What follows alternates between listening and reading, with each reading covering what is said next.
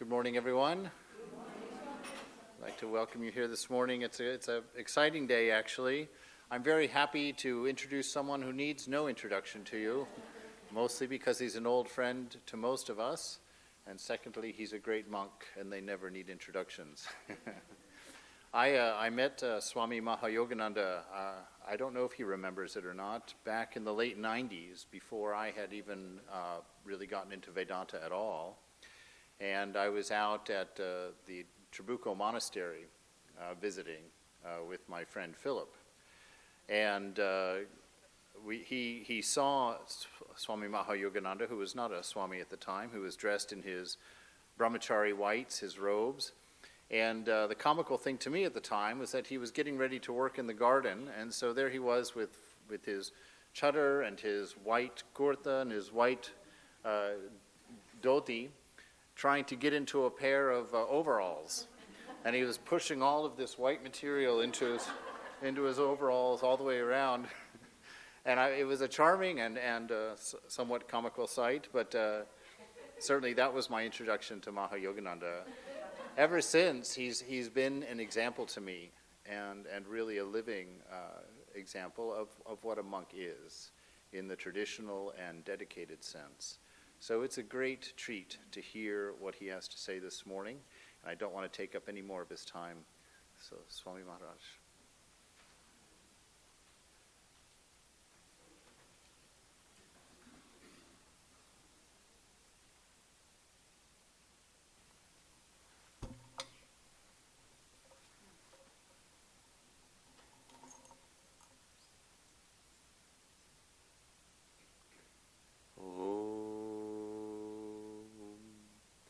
Tadekam smaramas-tadekam bhajamaha tadekam jagat sakshi rupam namamaha sadekam nidhanam niralambamisham bhavam bodhiputam sharanyam rajamaha.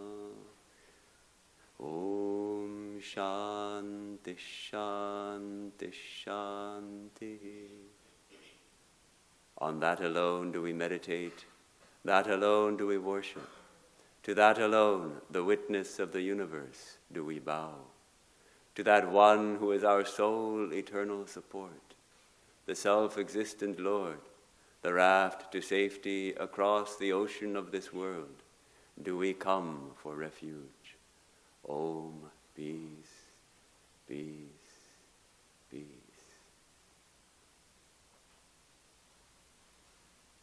Good morning. Great to be here and to see all of you, many of my old friends and some new friends also. And thanks to Swami Chidbrahmananda for that very generous introduction, which I don't know if I can live up to it, but I would like to share with you some thoughts today. And it being the new year, it seems like a perfect time to wish everyone a happy new year, and to suggest that we can make this year our own, our very own year.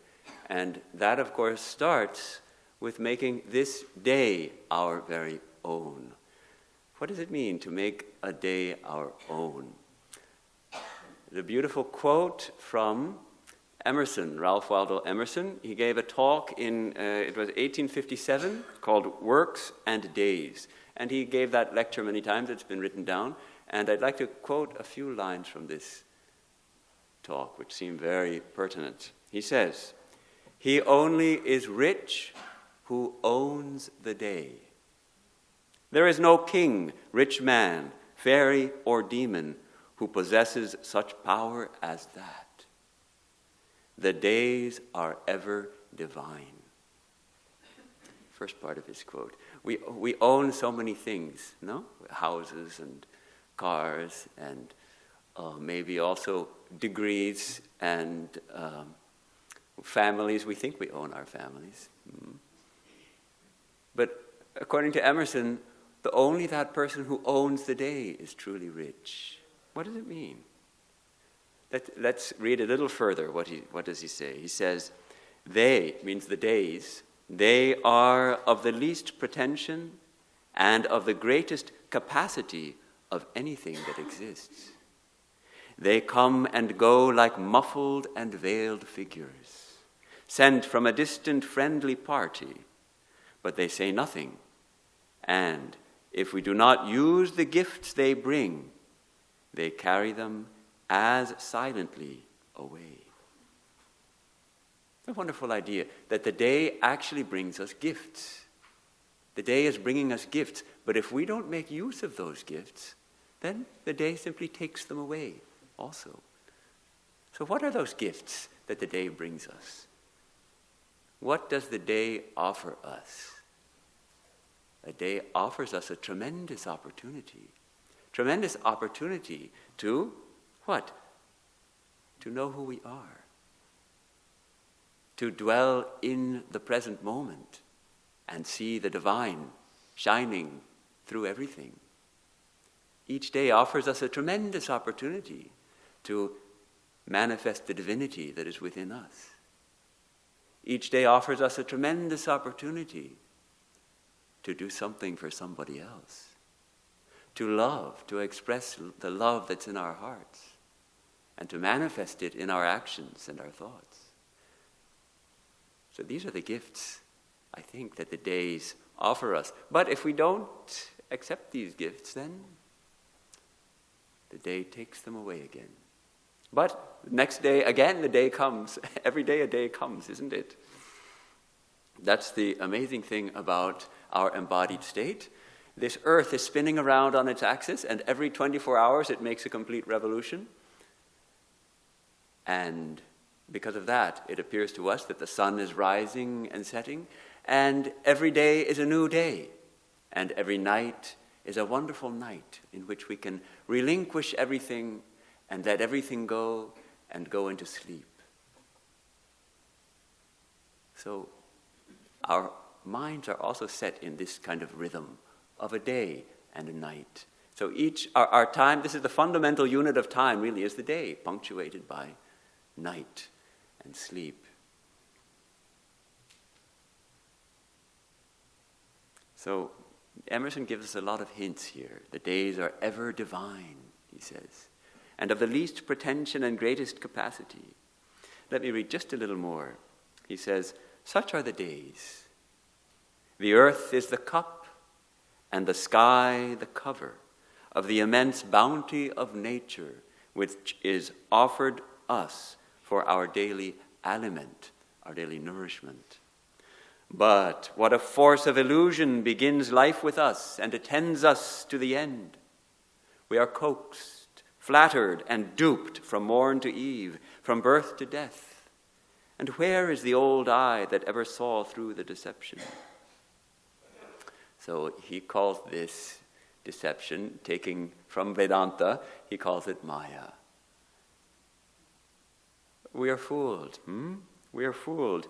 And we don't realize that right now is where it's all at. He goes on to say, an everlasting now reigns in nature. One of the illusions is that the present hour is not the critical, decisive hour. Write it on your heart that every day is the best day of the year. We like to think that some days are better than others. No, some days are tough, some days are good. Kalpataru Day, we celebrated a big celebration. That's a really good day. Emerson says, wait, no, write it on your heart. Every day is the best day of the year. Because every day is divine. Every day we have this opportunity. And yet, we seem to be, do we own our days, or do the days own us? That's the question. Do the days own us? There's a very popular song by the Beatles called Yesterday. I think you all know, most of you have probably heard it on the radio. Yesterday, all my troubles seem so far away. Now it seems that they are here to stay. Oh, I believe in yesterday. So we like this song. It seemed like things were better yesterday and it's tough today. It's a very attractive song. It's a very nice song. It's brilliant songwriters, John Lennon and Paul McCartney. And from the standpoint of Vedanta, it is wrong. Wrong. Not yesterday. Don't believe in yesterday. It's today, right now. What is yesterday? See, it's so strong in our culture, in our mindset, yesterday, the good old days. And then, of course, there's tomorrow. Remember the musical Annie? How many of you know that there's a little orphan Annie and Daddy Warbucks, and she sings this very cheerful song when I'm stuck with a day that's gray and lonely. I just stick out my chin and grin and say, tomorrow, tomorrow, I love you, tomorrow, you're always a day away. Okay, tomorrow, that's the other option. We can live for tomorrow. Today is rotten, but tomorrow is another day, and tomorrow will be better, right? I think we'll have to tell little orphan Annie, sorry, kiddo, you're wrong. There is no tomorrow. It's always today. There is no tomorrow.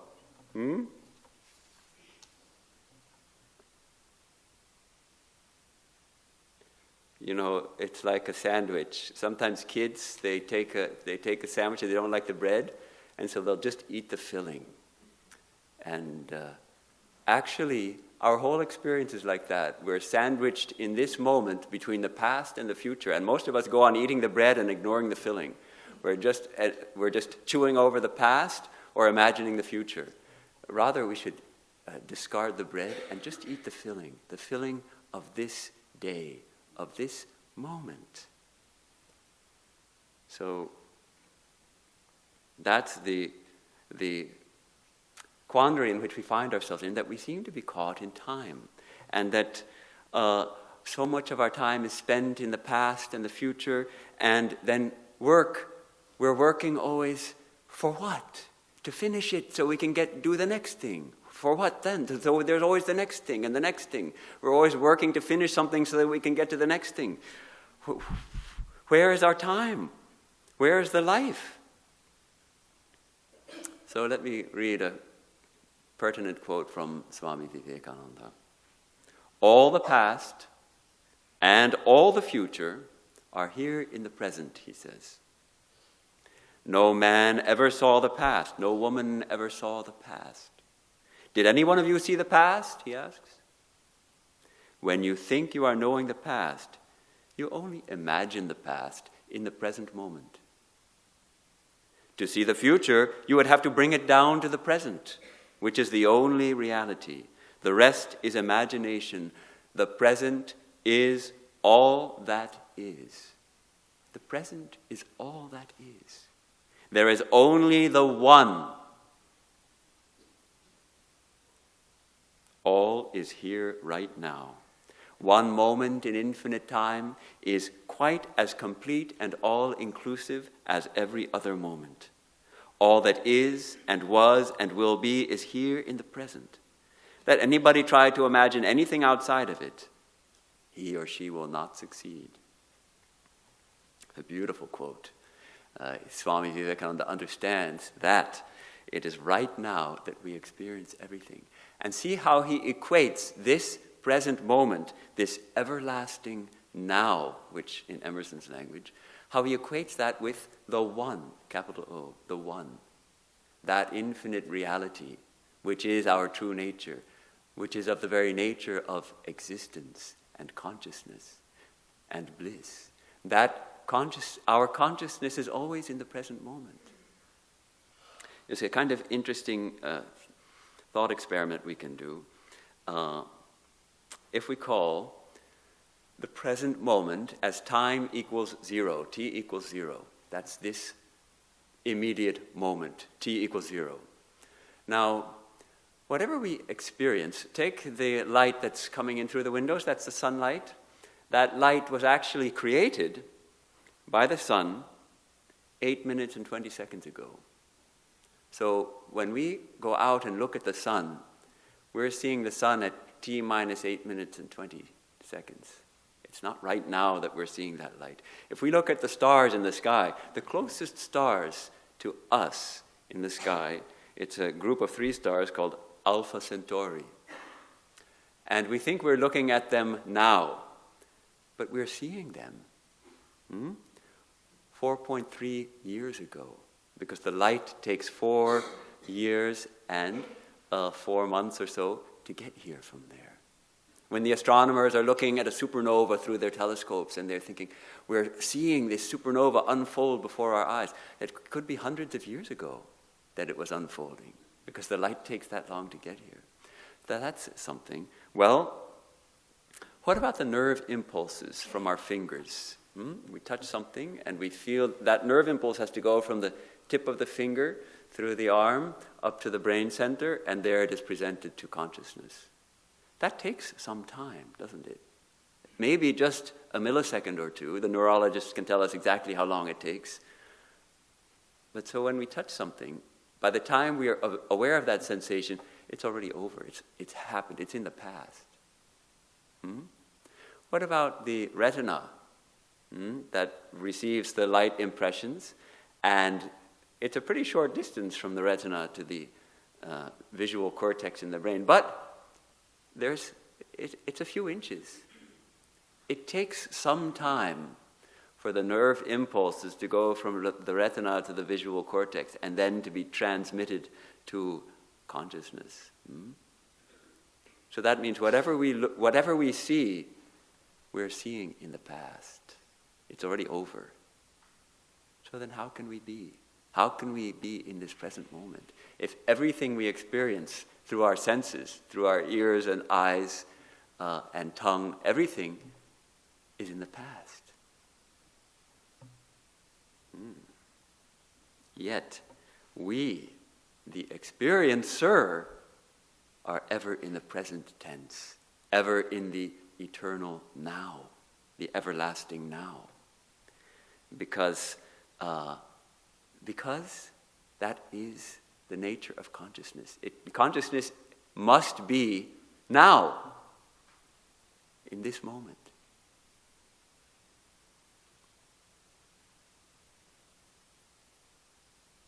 How to realize this now? How to get out of the past and out of the future and be in this now? And why? Why should we actually want to do that?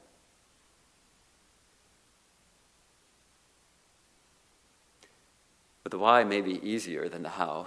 The why is that it brings us tremendous peace, tremendous freedom, tremendous joy. To escape the hold of the past and the future over us, to be here now. It's a wonderful experience, because then we are aware of our own glory, of our own existence, which is bliss. So the why is not so difficult. Not that I am something, simply that I am. Not that I am a man or a woman or a scientist or a father or a daughter. I am. That I am right now. So it frees us, when we realize this, it frees us to engage fully with whoever is in front of us or with whatever task we are doing. And we can let our lives unfold in the radiance of our own being. The radiance of the everlasting now. That is existence, consciousness, love, the radiance of our true nature. And yet how to do it? Because it seems like our time is not, we are not masters of time, but slaves of time. Times we feel like we have a little bit of time and it constantly gets taken away from us. We have only 24 hours in the day and it's constantly being taken away from us by so many demands. Our boss, our parents, our children, our spouses, the tax man, the television, all are stealing our time. How much is left for us? And it seems like there's never enough time. We have too much to do and not enough time in which to do it. Emerson points out in this same talk that he gave, he says that another illusion is that there is not time enough for our work. Then he quotes a Native American wise man. He says, a poor Indian chief of the 6 Nations of New York made a wiser reply than any philosopher to someone complaining that he had not enough time. Well, said Red Jacket, I suppose you have all there is. We can say, I don't have enough time. Well, you have all there is. And how much? And where is that time? How to have it? I think the art is to learn to make all time our own. And that means simply being present in every moment. When we can do that, then when we are with our boss, arguing with our boss, it's still our time. Why should we give the time away to our boss? It's our time. When we're teaching our kids, it's also our time. When we are doing our work, it's our time. Every moment is our time. There's a fascinating incident which took place in the year 1900. Swami Vivekananda was visiting San Francisco at the time, spending a few weeks there. And on March 25th, there was a lecture scheduled at Union Square Hall on Post Street, advertised to begin at 3 p.m. And Mr. Thomas Allen, one of Swami Vivekananda's close disciples, wrote some reminiscences about what happened. He writes that at 3 p.m., Swamiji was not there. The audience had assembled.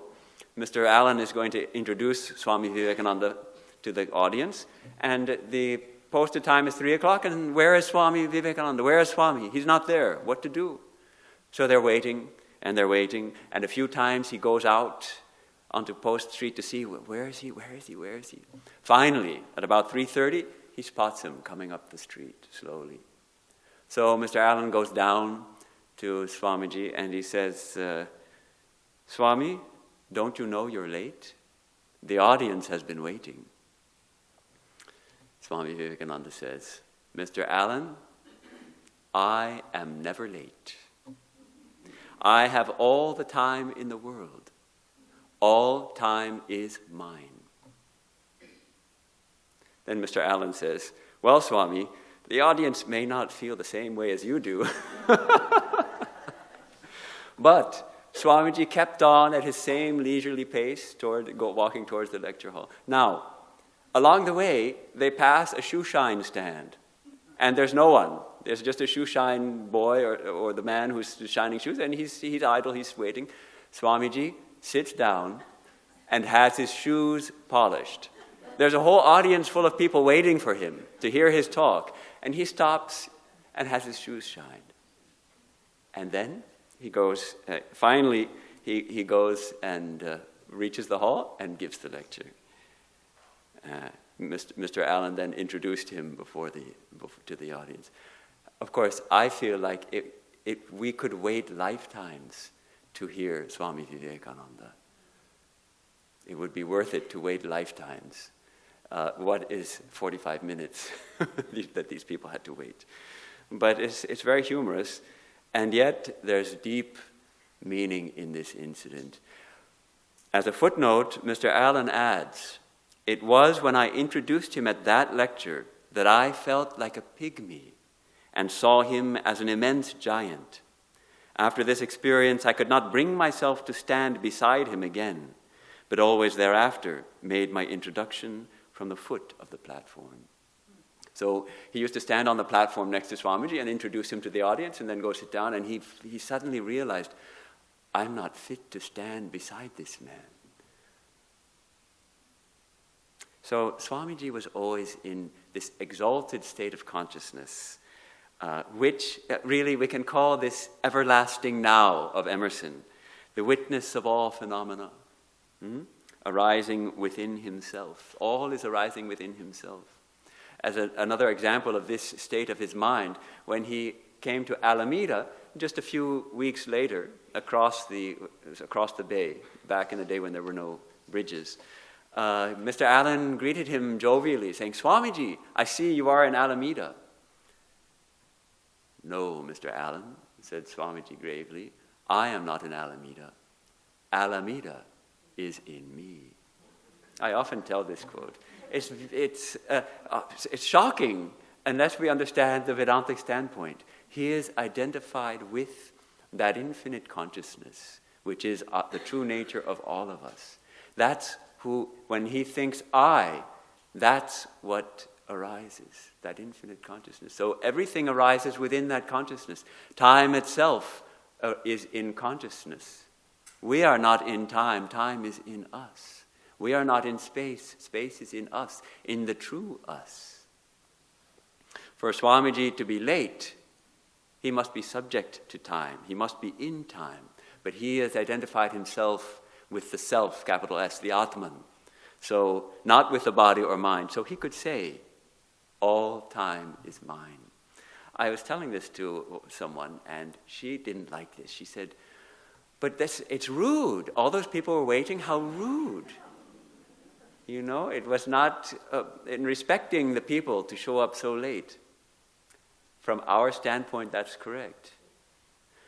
Interestingly, though, Swamiji was not a slacker as regards time. He was generally very prompt. He expected promptness from his disciples, from his monks. A bell would ring at 4 o'clock in the morning, and all the monks were to get up and go to the shrine, and if they didn't, they would have to go and beg their food. So it's not that he observed Indian time, that means no paying attention to the clock. No, it was that when his mind was in a certain mood, he simply couldn't force himself to stick to the clock time. But ordinarily, he expected us all to stick to it. You know, the Americans were always rushing, even at that time. And today, how much we rush. And Swamiji hated it. He would say, this indecent hurry. Indecent, he called it. And time and again, people would say, oh, we have to hurry, we have to catch a train. Why hurry? Won't there be another train? Someone told him they were trying to catch a steamer and he's not rushing. And someone said to him, Swami, you have no idea of time. He replied calmly, no, you live in time. We live in eternity.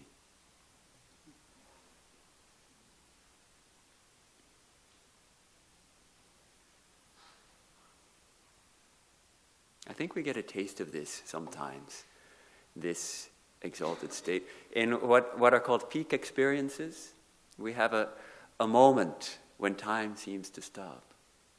Perhaps we're listening to a beautiful piece of music, or maybe we're walking on a mountain top and the sun is beginning to set.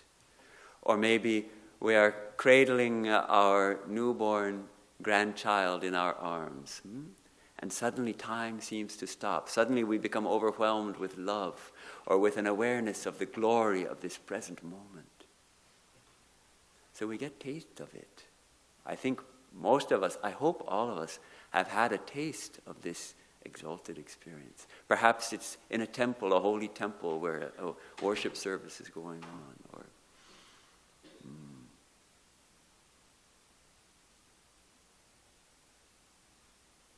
how to cultivate it.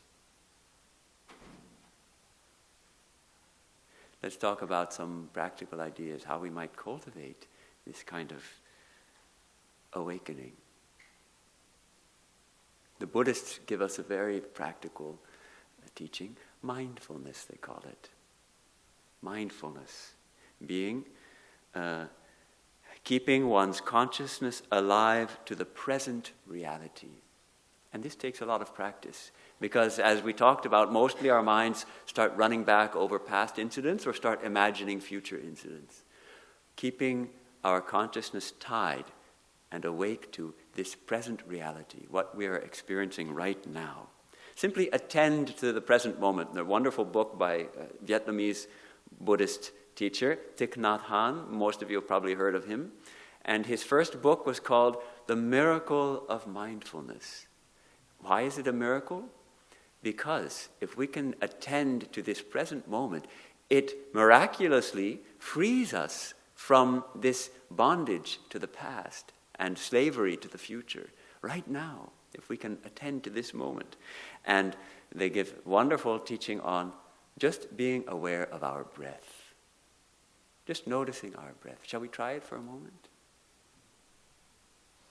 We can breathe in gently and breathe out.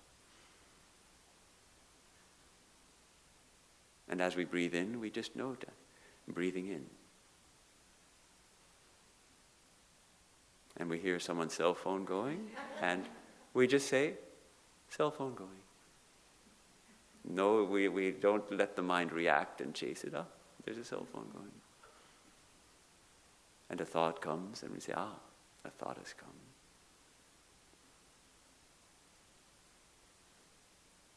As thoughts come, we simply label them. Thought, thinking about my family. All right. Breathing in. Breathing out.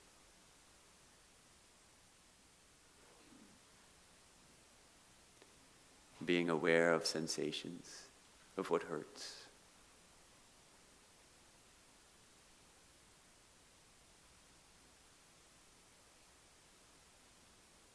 Naming them, letting them go. What we're doing is we're starting to disidentify ourselves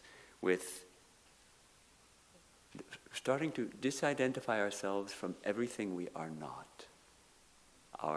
The sensations, physical sensations brought in through the senses, and our thoughts also. We are beginning to, by naming them and being aware of them, we are saying, well, I am not that.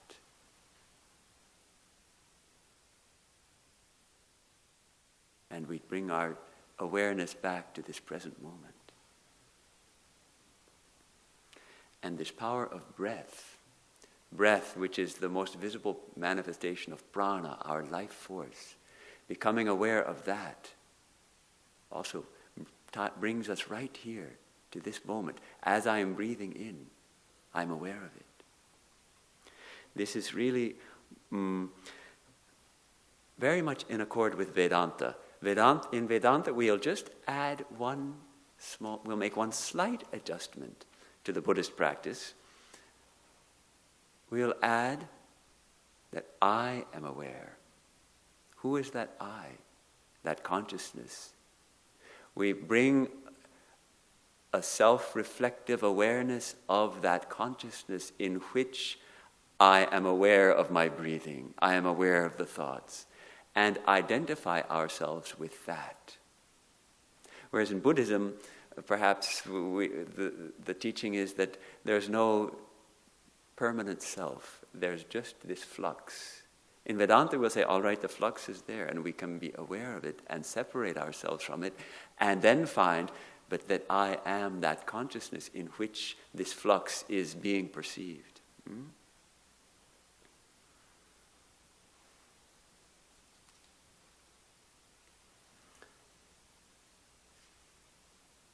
Another practice which brings time, which masters time, which brings time to a stop, is the practice of concentration. This is perfectly connected to this mindfulness. When we can really concentrate on being mindful of this moment, or on being aware of our breath, or being aware of our true nature, time collapses, and the future and the present and the past are collapsed into the present. Swami Vivekananda puts it this way. How are we to know that the mind has become concentrated, he asks? Because the idea of time will vanish.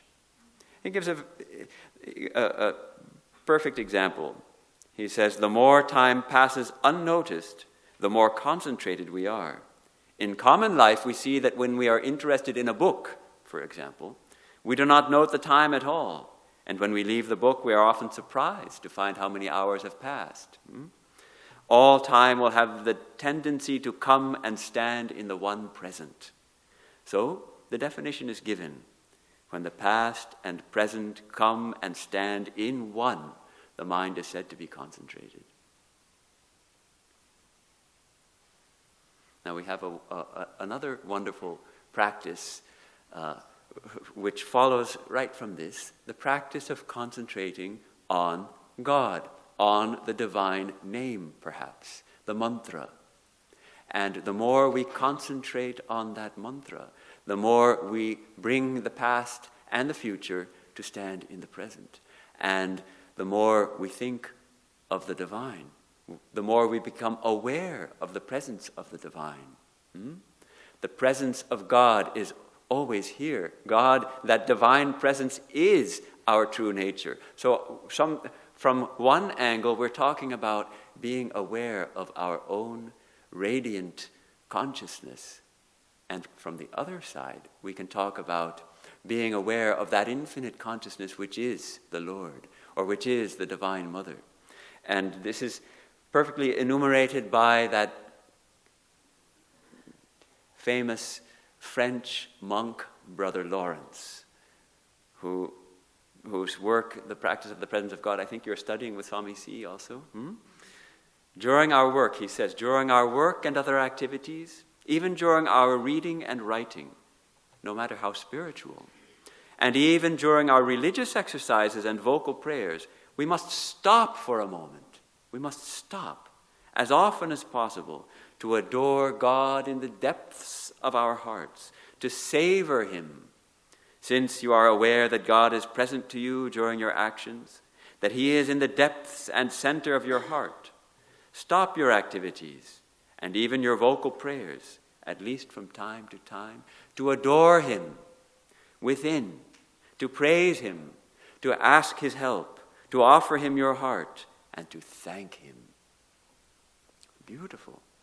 From the devotional standpoint, this is how we come to stand in the present moment. This is how we come to own our moment and own our day, by being in the presence of the divine, by keeping the divine presence constantly in mind.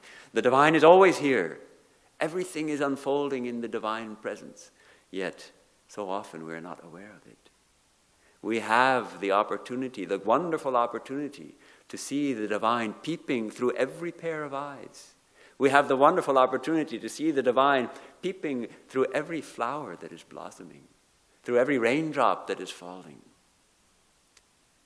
Even though it becomes more difficult, through every piece of trash that's lying in the street. Yes, there too the divine is shining.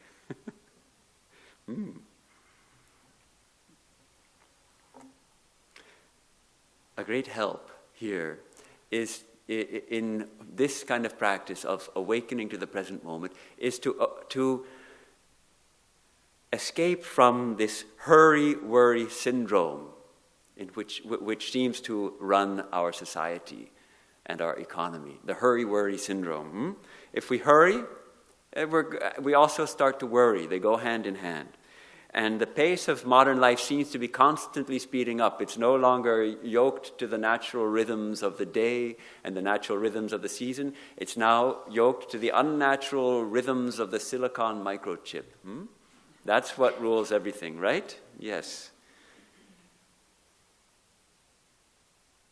It was April 24, 1900.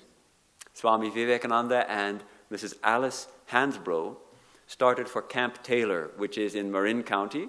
They would have to take a ferry from Alameda to San Francisco, and then another ferry from San Francisco across the Golden Gate. There was no Golden Gate Bridge. And so they started, first for a train to the Alameda ferry dock.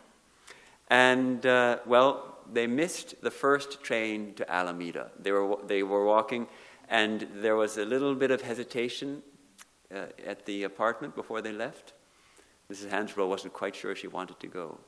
Finally, she decided, all right, she'll go. They got to the train station, and the train had just left. Well, there was another train just a block away, leaving some 5 minutes later. So they were walking over there, and as they were arriving in the station, the train started moving.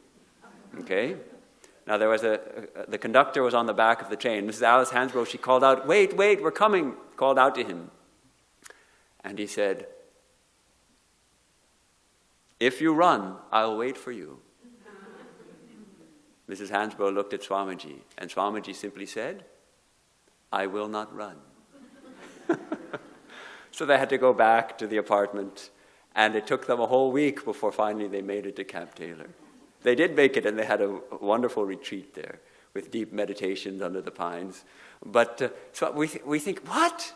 It was just a few yards. Couldn't you have run, Swamiji? Come on, don't you have to get, you want to go to Camp Taylor? You're not going to, what? You're not going to run? Swamiji would not run. He would not be hurried. All time was his. What does it matter if he goes to Camp Taylor or goes back to Alameda? It's very interesting to think about that. He would not run.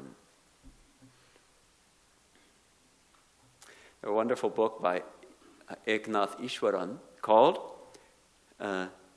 Take Your Time. And he gives a lot of hints about how we can start to really become the masters of our time, how we can start to own our days. I'll just share a few, maybe list them a little bit, just give us some nice pointers on how to escape this hurry-worry syndrome and start to own our days and our moments. First, he suggests, if you don't want to always be hurrying, give yourself a little more time. Leave a little earlier. When you go to work, leave 10 minutes earlier and get to work 5 minutes before the hour. It gives you 5 minutes to chit-chat with your colleagues before you sit at your desk and start doing your work, or whatever your work may be. Get there a little early. And then he suggests, don't crowd your day. We always think we can do more things in a day than actually we can. And we think, okay, I'll do these 6 things. But if we really think about it, we'll understand we can't possibly do all these 6 things in a day. We need to whittle it down to something manageable. And it's difficult because there's so much we can do, and there's so much to read. We can't read everything. We can't know everything. We have to choose. So we choose wisely. And one thing at a time. Sometimes we think, well, there's so much to do, let me do 2 things at once. But the human mind is such that it can only point at one thing at a time. So if we're going to do 2 things, then it has to be constantly flipping back and forth. Yes.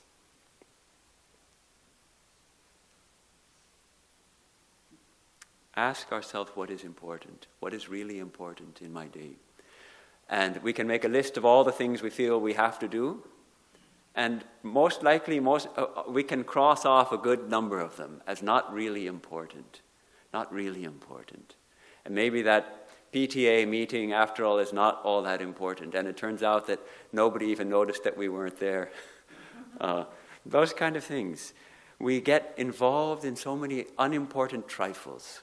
There's a powerful reminder from one of our monks in one of his articles. He writes, just as an elephant is held back by a small goad, a large number of people are prevented from going up in spiritual life by their endless interest in trifles. The daily routine of life absorbs all their attention, while their imprisoned souls watch tomorrow and tomorrow and tomorrow, moving away from them, never to return. So, this interest in little tidbits of things not really important, but we get in those. What's the latest gossip? What's the latest movie star? Who's the latest movie star dating? Those things. We can spend hours on all that stuff. Facebook makes it even easier to do that, right? And all the YouTube and all those things.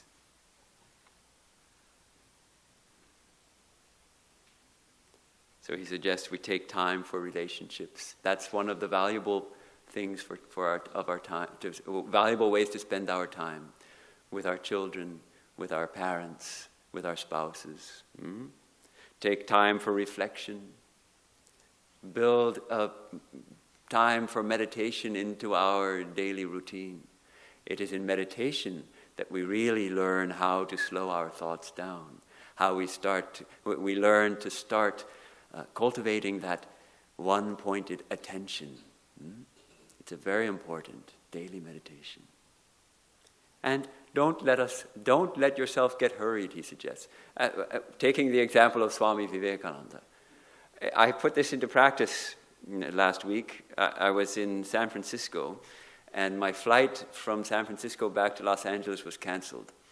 So how am I going to get back? It's Christmas Eve. I want to get back to Hollywood in time for the 6:30 Christmas program. So there's a flight from Oakland. It's across the bay at 3:10. So, all right, I get booked on that flight, and I'm going to go. So I told myself, I'm not going to run. So I walked fast. I didn't run. I walked fast. I got on the BART, Went all the way through, and I'm saying, I'm not going to hurry, I'm not going to worry, it's all right. And meanwhile, the clock is ticking, and it's ticking, and it's ticking. So I'm not going to hurry, and I get through the security finally, and I get to the gate, and the door's closed, and I just missed the flight. So anyhow, there was another flight. I got on the next flight. I made it to Hollywood. I got most of the Christmas program. I was about half an hour late, but I didn't run. So that was my experience there. This habit of doing one thing at a time, it's, what do we call it? We call it multitasking. It's very distracting. And we think we can manage it, and yet it really throws us off balance. It's a great tiring thing. And the Zen Buddhists actually emphasize this. When you do something, do it with one pointed attention. Put your whole mind on it. Don't think about other things, just do that. There's one Korean Zen master who used to say, when you sit, sit. When you eat, eat. When you read, read. Now some of his disciples one day saw the master sitting at the table, eating while reading. They were upset. They said, Master, you always tell us when you eat, eat. When you read, read. But look, what are you doing? You're eating and reading. And he looked at them and he said simply, when you eat and read, eat and read.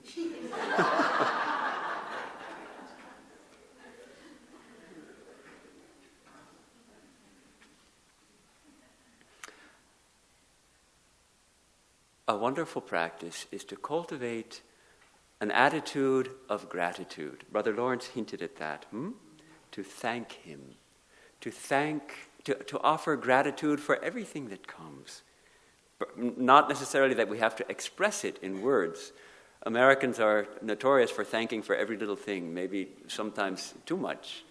But to cultivate that attitude of genuine gratitude. For everything pleasant and wonderful, and also those things that seem not so pleasant, not so wonderful. Our whole tendency is to reject our present experience when it is unpleasant. All right, be aware of the present moment. When it's pleasant, that's a good idea, isn't it? But when it's unpleasant, well, yesterday was better, or tomorrow, I love you tomorrow. When it's an unpleasant moment. But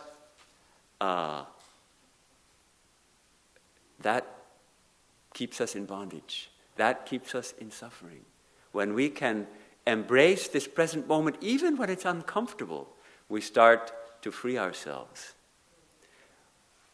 Yes, problems come. We don't want problems. But how will we grow? How will we learn if we don't face problems? We should be thankful for our problems because they give us a wonderful opportunity to learn, to grow, to overcome our limitations, and to manifest the divinity within under the pressure of difficulties. What is the goal of life? Is it to solve all our problems? And to finish all our work? The goal of life is to know who we are. The goal of life is to experience the divine. To manifest the divine in every action, in every word, in every thought, and in every moment without thought. That's the goal of our life. The goal is to become saints, to transform ourselves. And every problem calls us to do just that. So, even when we're suffering, if we can really be present to that suffering, it starts to diminish. Because it is said that pain in life is inevitable, but suffering is optional. The suffering is this intense desire to make it stop, to forget about it, to get out of it. If we simply can accept it, even with gratitude, we free ourselves. And then there's a higher kind of gratitude. A higher kind of gratitude which is simply gratitude for the experience of I, the experience of I am, the miracle of our own existence. When we start to taste the miracle that I exist, I am, I am conscious right now, right here, then naturally a gratitude arises for that beautiful experience, that miracle of our own glory.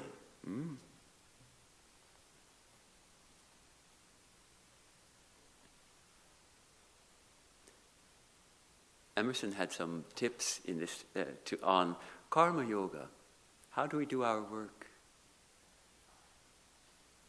He wrote to his daughter who was studying in college, finish every day and be done with it. Be done with it. For manners and for wise living, it is a vice to remember. You have done what you could. Some blunders and absurdities no doubt crept in. Forget them as soon as you can. Tomorrow is a new day. You shall begin it well and serenely, and with too high a spirit to be cumbered with your old nonsense. This day, for all that is good and fair, it is too dear, with its hopes and invitations, to waste a moment on the rotten yesterdays. Words of wisdom from Ralph Waldo Emerson. Today, this day is divine. It presents us with tremendous opportunities. Why waste it on yesterdays, on the rotten yesterdays? Yes, we all make mistakes in life. Let them go, let them go, let them go. Embrace this moment, because this moment is all there is. And in this moment, we are communing with the divine. If we can just become aware of it, how wonderful, how wonderful. So let me close with a quote from Swami Vivekananda. He says, "The dead never return. The past night does not reappear. A spent tidal wave does not rise anew. Neither does man inhabit the same body over again. So from the worship of the dead past, O human beings, we invite you to the worship of the living present. From the regretful brooding over bygones, we invite you to the activities of the present. From the waste of energy in retracing lost and demolished pathways, we call you back to broad, new-laid highways lying very near. He that is wise, she that is wise, let her understand."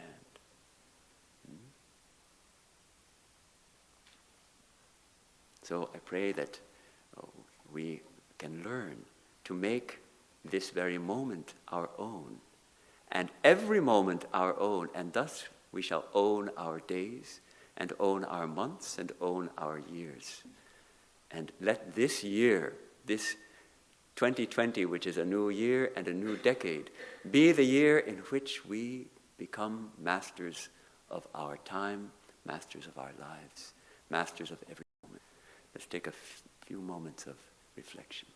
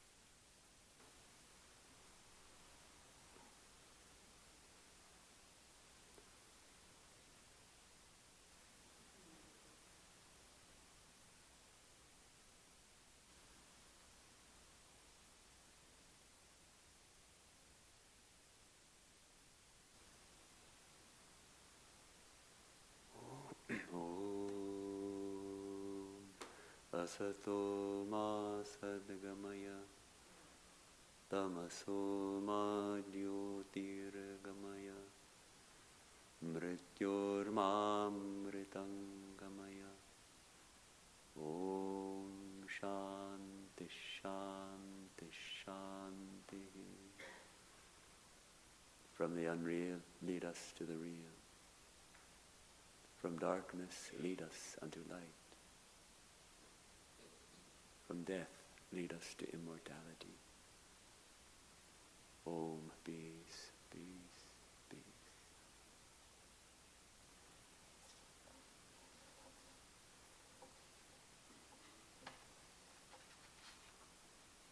Now now announcements, or is there a closing song also, or?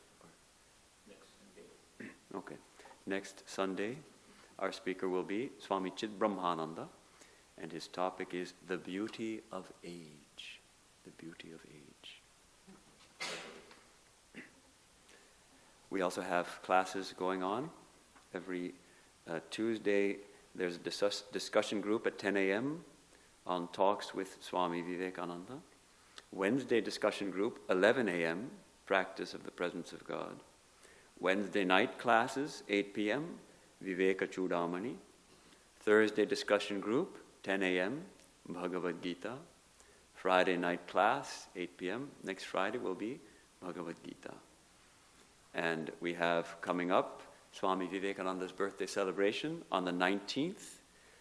There will be a talk and then a puja and, of course, prasad. And in connection with that, there's a sign-up sheet for cooking for the Vivekananda birthday. I'm not sure where that sheet is. It's where? By the entrance. By the entrance, there's a sign-up sheet. Those who would like to participate in preparing the special offerings for Swami Vivekananda's birthday celebration, puja.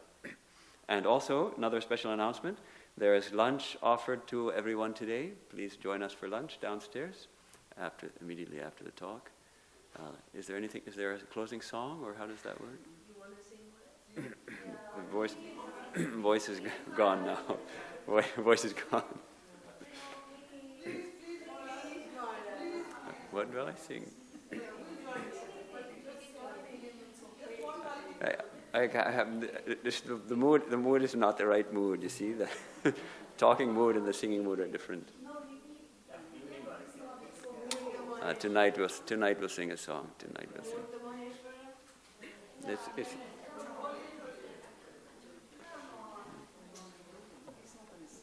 what shall I sing?